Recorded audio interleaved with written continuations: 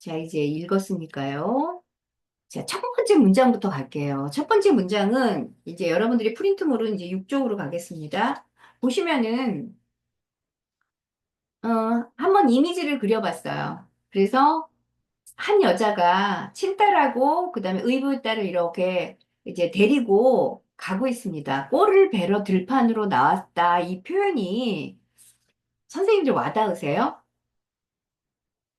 저는 이게 꼴을 베러 들판으로 나왔다. 옛날 옛날은 아니지만 그래도 한 뭐 근대 동화, 근대 문학이라고 하는 1920년대, 30년대 동화에서는 이런 표현들이 아니 50년대 이전까지는 이런 표현들이 많이 쓰였을지 모르지만 현대에도 이런 표현이 쓰이나 이런 생각이 좀 들어서 제가 이제 영어 원문을 보니까 여기서 컨트리사이드라고 이렇게 나왔어요. 그러니까 시골길이죠, 시골길. 그래서 시골길 같은 데를 지나가고 있는 거예요.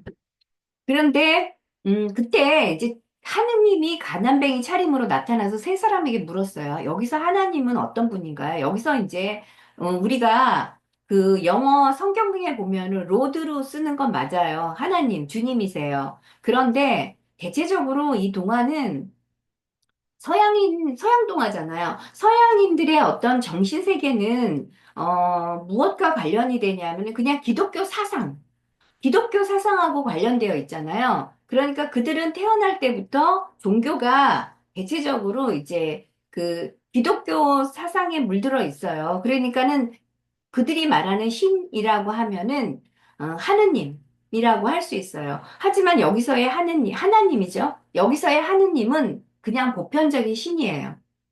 그렇게 생각하시면 더 좋을 것 같아요. 그래서 신이 가난뱅이 차림으로 나타난 거야. 그러니까 동화에서 좀 더 구체적으로 얘기하자면 어떤 사람이라고 볼 수 있냐 하면은 이렇게 노인으로 변장한 현자 같은 사람, 이제 이런 사람이다라고 보실 수 있는데 여기선 그래도 하느님이라고 표현을 했으니까 신이다라고 이렇게 보시면 되겠어요.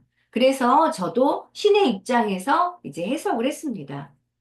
이제 그것을 먼저 설명해 드리고, 이제 그리고 이제 안으로 들어가 보도록 하겠습니다.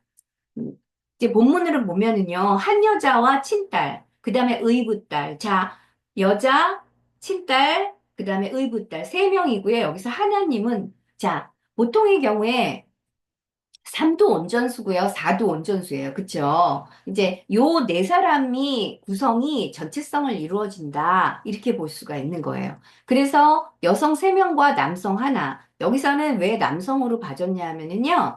보통 신은 이 우리 우리 인류가 모계 사회가 있을 때는 아주 짧은 순간만 모계 사회 있고 전부 부계 사회잖아요. 지금까지도 그쵸? 그래서 이렇게 신은 남성으로 예, 가부장 사회의 어떤 전통을 받아서 이게 남성으로 이제 그 인정을 하게 되는 거죠. 그래서 여기서는 3 플러스 1이라고 하는 전체성을 추구하는 것이 이 배경에 드러나고 있다. 예, 그래서 여기서 이 하나님은 사라졌지만 하나님을 대신하는 인격이 누군가를 찾아내서 그 인격과의 관계를 연결시켜 줘야 돼요. 우리는 이제 심리학적으로 이걸 보아야 되니까요. 다 관계를 통해서 해석을 할 겁니다. 가난뱅이 차림의 하느님이라고 그랬죠. 하느님은 이제 신이다 이렇게 볼 수 있고요. 또 옛날 사람들은요 왕을 신으로 생각했잖아요. 그래서 왕이 죽으면 신이 된다 이렇게 생각한 사람들이 누구예요? 이집트인들이 그렇게 생각했잖아요. 그래서 파라오 왕이 이제 나중에 신으로 이렇게 변하게 되고요. 그래서 부활한다라고 늘 생각했기 때문에 그들은 뭐예요? 미이라를 만들었던 거예요. 이제 이런 것하고 연결을 시켜보시면 좋습니다. 그쵸? 그 다음에 이제 현실적인 차원에서 신은 뭐예요? 보이지 않는 존재죠? 그쵸? 그런데 이제 신이 등장을 했다. 이제 이런 것을 우리는 어떻게 해석해야 되냐. 그래서 이거는 하나의 능력을 보는 거잖아요. 그래서 이게 꿈을 꾼 거와 다름없다. 이제 이렇게 보시면 훨씬 쉽죠. 그래서 비이성적이고 비합리적이고 초월적인 어떤 현상이 일어난 거죠. 그래서 여기서의 하느님은 환상 그 자체예요. 그죠? 눈을 뜨고 꾸는 꿈. 하고 똑같은 거죠. 이제 그런 것으로 이제 볼 수 있다. 이제 이렇게 보게 됩니다.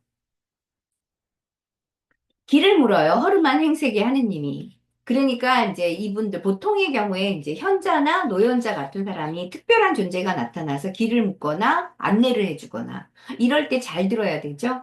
그래서 이제 앞으로도 황금세를 할 건데 황금세에 보면은 누가 나타나요? 동물이 하나 나타나서 길 안내를 해줘요. 그거를 이제 잘 들으면 옳은 길을 가게 되는 거고요. 이제 잘 못 들으면 이제 곤경에 처하는 거죠. 이제 이런 것들이 다 동화 속에서 등장을 하게 됩니다. 그럼 왜 동물이 나타나냐? 이제 이런 것들을 우리가 궁금해 하는데 오늘 이제 그 궁금증이 풀릴 겁니다. 자, 이제 마을로 가는 길을 물어요. 그런데 일종의 방향성이죠. 우리가 항상 동화를 보면 방향성, 어디로 나아간다. 꿈도 마찬가지예요. 어디로 나아가요. 근데 어디로 가? 잘 몰라. 근데 아무튼 가. 이제 이런 거는 방향성이 구체화되는 경우도 있고요. 방향성이 구체화되지 않는 경우도 있어요. 근데 여기서는 구체화되죠. 어디로 갑니까? 마을이요. 마을은 어디에 있어요? 마을은 그 땅의 어떤 중심에 있잖아요. 그죠? 예. 그래서 그 중심에 오두막이 있는 거나 다르지 않습니다. 숲속에 오두막이 있는 거나 마을의 중심으로 가는 거나 이거는 중심을 향해 나아간다라는 거죠. 우리 인간은요, 심리학적으로 보면 우리 인간은 어때요? 특히나 융심리학은요, 중심을 향해 나아가요. 근데 어떤 방향으로 나아간다고요? 나선형의 방향으로 나아간다.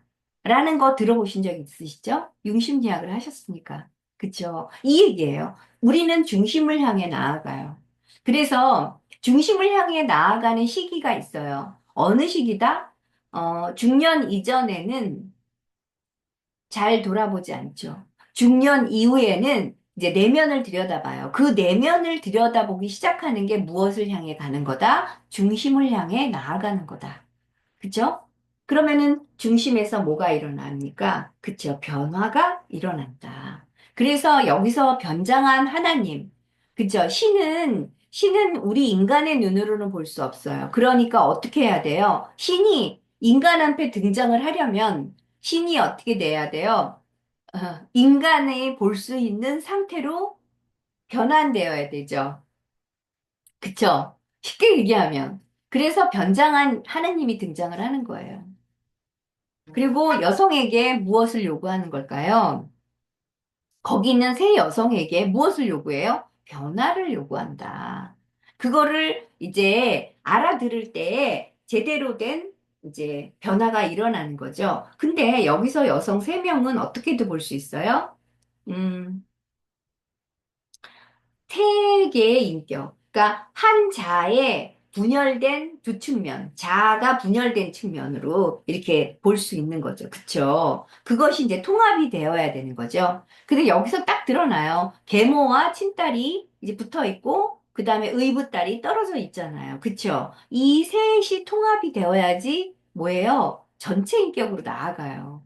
그 전체 인격으로 나아갈 수 있는 존재, 도와줄 수 있는 존재가 1이라는 수예요. 3 플러스 1. 이 3이 1이라는 수가 계속 3이 관계를 맺으면서 뭐예요? 온전함으로 나아갈 수 있도록 도와준다. 이렇게 보시면 이해가 빠르실 겁니다.